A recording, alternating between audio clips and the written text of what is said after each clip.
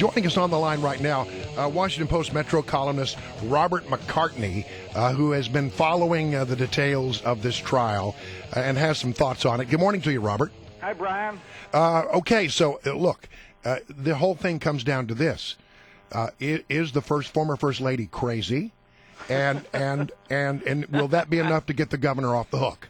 Well, I think there's been a lot of testimony and a lot of evidence that the First Lady at the least is unstable and had a lot of anger, especially towards her husband, and whether or not that will be enough to persuade the jury that the marriage was essentially broken and therefore the couple could not have conspired to extract gifts and loans and vacations from businessman Johnny Williams. We're just going to have to wait and see. I think we'll probably know next week. Hey, Robert, do you really buy, though? I mean, I was reading your column, I think, from a few days ago, or maybe it was last week, but are you buying the nut job kind of routine that Maureen McDonald is kind of, she's trying to cast herself at this forlorn wife? Well, Crystal, here's what I think. I do think that there are elements of truth and reality in this picture that we've heard from a lot of people, and we had heard it before, that she was sort of had a volatile personality, that she was very unhappy in certain aspects of what she had to do as the First Lady of Virginia.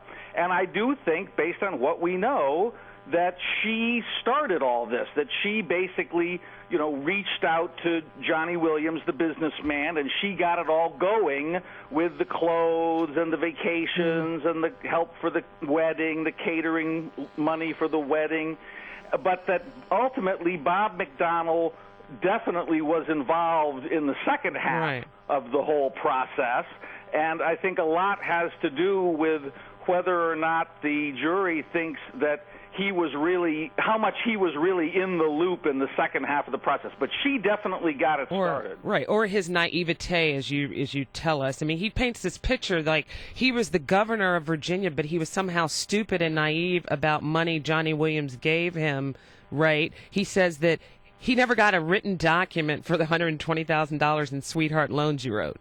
I mean, what do you make of this, Robert? I think it's worse than that. I mean, he said that there's either emails or texts or something contemporaneously to show that he was supposedly pressing for these documents for these loans, $120,000 in loans. And he had documents for other loans that he got from other people. But for some reason, even though he claims now that, and I'm very skeptical about this, even though he claims now that he wanted documents and was surprised that they never got documents, he didn't insist on them at the time.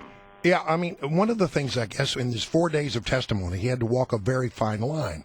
On one hand, he had to back up the defense line that the marriage was troubled and that she was a little off the beam, but he couldn't be cruel about it. That's right. Right, yeah, he had to definitely walk a tightrope, though. How do you do that? A tightrope there. Well, I think, here's the thing. The best defense that they had that would get them both off was precisely what they're presenting. Right. In other words, she did it all, and he was out of the loop, and that way, since she's not a public official, she can't be found guilty, and since he was out of the loop, he can't be found guilty. That's the best defense for both of them. The problem with it, as you just said, Brian, and you put your finger on it, if he basically trashes her and systematically destroys her public reputation, which is basically what's happened in this trial, because that was the defense's strategy, then he looks like a jerk. Yeah, and that's not going to serve him well before the jury. One would think not.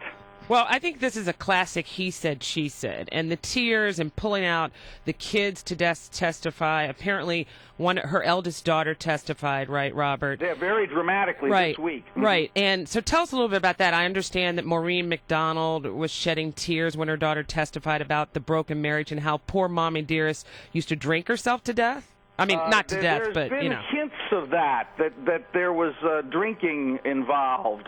There hasn't been enough to sort of reach a firm conclusion, but they've certainly suggested that. No, the eldest daughter came on the stand. This was some of the most dramatic testimony just this week, and basically backed up the idea that the couple was, very cool in private and, barely talked, and there was a lot of tension between them, and that the mother was, as I said, sort of volatile and unstable, depressed, I think she said.